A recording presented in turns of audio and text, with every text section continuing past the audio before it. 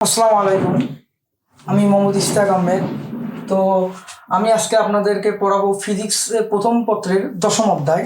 যে অধ্যায়টা আছে যে আদর্শ গ্যাস ও গ্যাসের গতিতত্ত্ব। তো এখানে 5টা টপিক আছে। তো টপিকগুলো আমি মার্কিং করছি আর কি। বয়েল, চার্লস ও চাপ, এটাকে আমি 3 স্টার দিছি।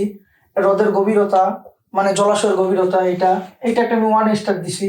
আরএমএস বেগ, এটা 3 স্টার দিছি। যাই হোক, তারপর তোমার গ্যাসের গতিশক্তি আর শিশিরাঙ্ক, আপেক্ষিক আর্দ্রতা সংক্রান্ত যে সমস্যাগুলো আছে সেগুলো আমরা ধীরে ধীরে এক্সপ্লেনেশন করার চেষ্টা করবো ইনশাল্লাহ। তো সরাসরি আমরা শুরু করি। তো প্রথমে আসে বয়েল, চার্লস ও চাপ।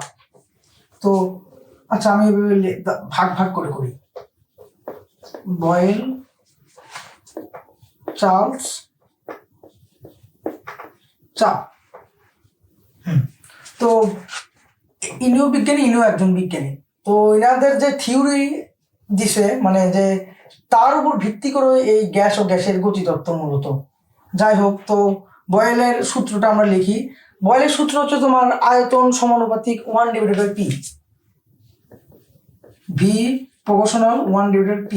এখানে তোমার তাপমাত্রা টি, এটা কনস্ট্যান্ট থাকে, স্থির থাকে। ঠিক আছে। তো এটার মেইন সূত্র তোমার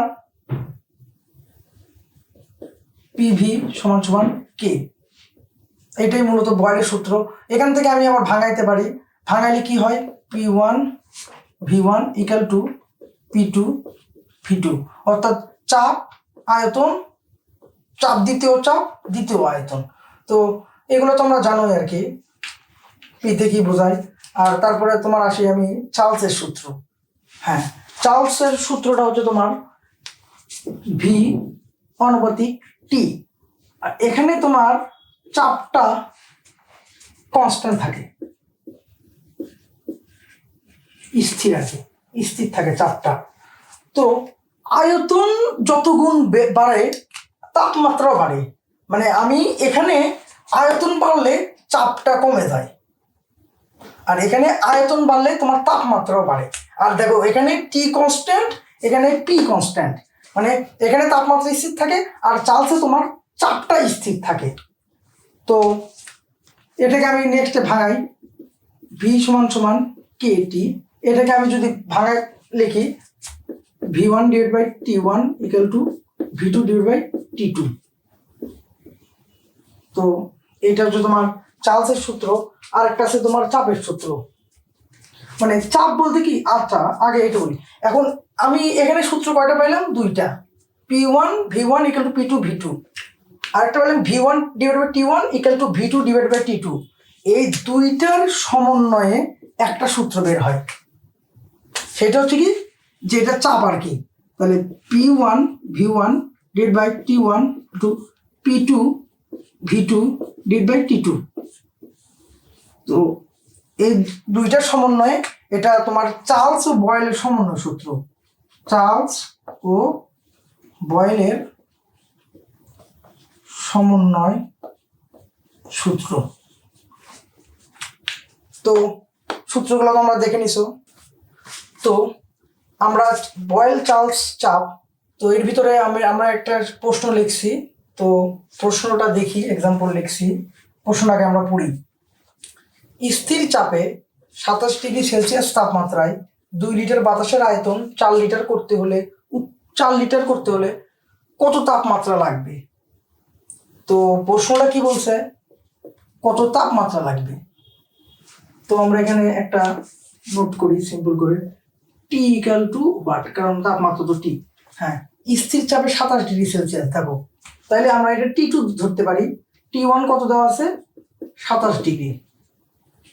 27°C। তাপমাত্রায় 2 লিটার, এটা হচ্ছে V1, এটা হচ্ছে তোমার V2 করতে হলে কত তাপমাত্রা? T2 ওয়াট লাগবে। যাই হোক, এটাই মূলত। তো 27°C যেটা, এই ক্ষেত্রে আমরাকে এটাকে কেলভিনে আনতে হবে। ডিগ্রি সেলসিয়াস থেকে কেলভিন আনতে হবে। তো আমরা কিভাবে কেলভিনে নিয়ে আসি? যত ডিগ্রি সেলসিয়াস থাকবে তার সাথে পরম তাপমাত্রা মানে 273°C যোগ দিয়ে দিতে হবে, তাহলে আমরা তোমার কেলভিনে আসবো সরাসরি। তো তোমরাই বলো বলো যে 27 ডিগ্রি, কমেন্টে তোমরা বলে দিও 27 ডিগ্রি সেলসিয়াস তাপমাত্রাকে কেলভিনে আসলে কত হবে। তো আমি করি আর কি, 27 প্লাস 273 কেলভিন, তো এটা তোমার যোগ 300 কেলভিন, 300 কেলভিন। হ্যাঁ, তো আমরা T1 এর ভ্যালুটাও পাইছি। এখন দেখো যে আমরা পূর্বে যে সূত্রগুলো পড়ছিলাম, এখানে কোন সূত্র অ্যাপ্লাই করলে তোমার T2টা বের হয়ে যাবে। তো আমরা সবগুলো সূত্র আগে বসাই। দেখো বয়েল কি বি দিয়ে বললাম, বি দিয়ে ধরলাম, তোমার P1 V1 equal to P2 V2, আর চার্লসের সূত্রটা ছিল তোমার V1 divide by T1 equal to V2 divide by T2, আর তোমার একটা সমন্বয় ছিল, দুইটার সমন্বয় একটা সূত্র ছিল, সেটা হচ্ছে তোমার P1 V1 T1 equal two P2 V2 T2। তো এখান থেকে আমরা কোন সূত্র অ্যাপ্লাই করে তোমার T2টা বের করতে পারি? হ্যাঁ, তোমরা ধরে ফেলছো নিশ্চয়ই, এইটা চার্লসের সূত্র। দেখো মিলে যাচ্ছে, এই অঙ্কগুলো কিভাবে আসবে। তো আমরা সূত্রটা অ্যাপ্লাই করি,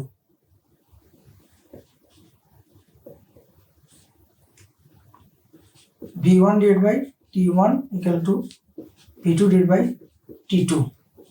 তো V1 এর ভ্যালুটা আমরা বসাই দিই, তোমার 2 লিটার আছে, তো 2 লিটার দিলাম, আর T1 এর ভ্যালুটা আমরা 300 কেলভিন পাইছিলাম, 300, আর V2 এর ভ্যালু ছিল কত, 4 লিটার, 4, আর T2 এর ভ্যালু তো আমরা জানি না, এখানে আমরা এটা রাখলাম। তো এটাকে আমরা যদি করি তাহলে 2T2 ইকুয়াল টু 3 4 1200, তাহলে T2 ইকুয়াল টু 600 কেলভিন। তো অঙ্কটা তোমরা তো নিশ্চয়ই বুঝতে পারছো আমি কোন সূত্র অ্যাপ্লাই করে এই যে তাপমাত্রাটা বের করলাম। তো তোমার আমরা T2 সমান সমান 600 কেলভিন পাইছি, ঠিক আছে।